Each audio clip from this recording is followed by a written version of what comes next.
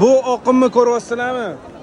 Haj, umra mashaqqat degani, iloji bo'lsa ota-onalar bilan birga kelinglar. Chunki botga kelib ota-onalar bitta o'zi juda ham qiynalib qolyapti. Agarda ota-onangizdan kelsangiz, ota-onangiz sizga suyanadi. Shuni hisobiga qiynalmasdan ibodatlarni bardavom qilib, ota-onalar bilan kelib shu yerda duosini olishga nima yetsin? Bir amaliy qarzga bo'lsa ham keling, ota-onangizni duosini olib qoling shu yerga kelib. Chunki botdagi jarayonni siz bilmaysiz. Ota-onangiz qiynalib qolyapti bitta o'zini yuborgan paytingizda. Iloji bo'lsa harakat qilib, nima qilib bo'lsa ham harakat qilingki, tillingizni sotasizmi, vallohu olam, menga qorong'i. Lekin bitta o'zligini yubormang iloji bo'lsa. Chunki bu oqimning ichida ota-onangiz yo'qolib qolishi bor yoki og'ir yukni ko'tarishi bor, sizga hadiya olishi bor.